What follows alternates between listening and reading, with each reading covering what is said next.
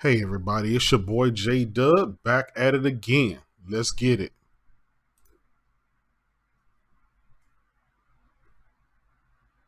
And today we're gonna talk about our Gamescom event, Gamescom 2020, where we saw some of the most beautiful next gen footage of Ratchet and Clank. This is definitely a day one buy for me, and we saw a little bit more in depth in extended trailer from what they showed that demoed the worlds, it demoed the ray tracing, it demoed 4K 60 um, performance and what we can expect on the PlayStation 5. Really looking forward to this game. And it's revealed today that it will be in the PS5 launch window. Generally, the launch window is within the first 3 months of a console cycle. So that's good. That lets us know that we won't have to wait too long for this game if it does not come out on day one, which rumors have it that PS5 will be launching November the 13th, I believe, the 13th or the 16th. I'm excited. Pre-orders, registration for pre-orders through the Sony website happened as of yesterday, and I'm glad I was able to get my email. I was glad I was able to get registered and confirmed.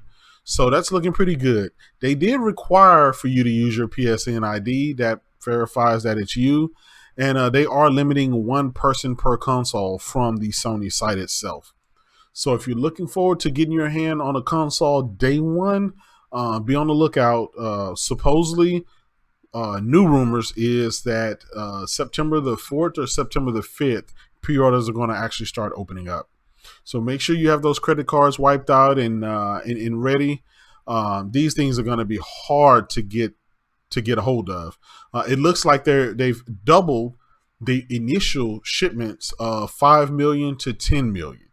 And I'm going to go out on a limb and assume that's because they know not only do they have their fan base to stick with, but they're going to have a ton of people joining from the Xbox community. They've showed a vast array of games, marketing deals, and things like that. As of yesterday, we also saw the brand new trailer from Call of Duty Cold War. Looks amazing. 4K, 60, 120 frames a second mode as well with ray tracing. Can't wait for that. It looks good. And it looks like Call of Duty. This is a spiritual successor to the original Call of Duty Black Ops. So I can't wait for that as well.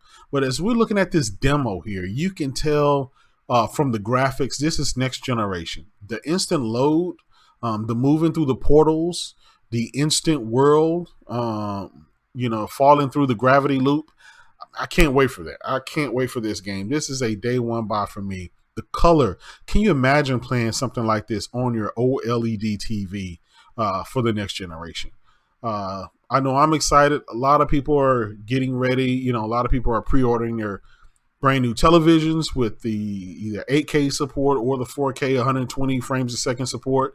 I know Sony just dropped two different PS5 enabled TVs. So again, it's an exciting time to be a gamer. But the graphics on this game, the speed, the amount of activity that's going on, this is something that's never been able to be done before. Now, Ratchet and Clank was always a beautiful game, but this here takes it to another level. As you can look at the ground and see the different ray tracing, mirroring artifacts that's in the ground on the tiles. You can also see Clank himself. He's ray traced. You can see the metallic shine off of him, some reflections and stuff like that. Beautiful game, and this is a launch window game. And Insomniac, to me, I think is one of Sony's best. I mean, it was the best investment possible for them. Not only do they get a Ratchet and Clank game, but they also get Spider-Man Miles Morales. So you're getting a 2-for-1. And that is rumored to be a launch game, a day one game. Can't wait for that. Meanwhile, they're still working on a Spider-Man 2 game. So there's just a lot of content coming from these studios. Another big new detail is just a lot of the things that have been confirmed. A lot of people said that the PlayStation 5 didn't have machine learning or VRS and some of the other features. They were saying that it wasn't RDNA 2. They were saying it was RDNA 1, RDNA 0, RDNA, whatever it is the case. But when you look at games like this, and you look at games like Gran Turismo, you look at games, other Sony's first party games, and you look at the graphics and you look at the speed and what they're doing with the SSD drive and some of the other features, it's far beyond of what we've seen from the competition. And that's the thing. Showing is proving. You can have a bunch of specs on paper that look superior, but if you can't see it, if you can't see it, it's a lot of us have purchased the Xbox One X, one that I have, got it day one. We just haven't had any software to take advantage of it. And there have been few and far in between third-party games that actually took advantage of it.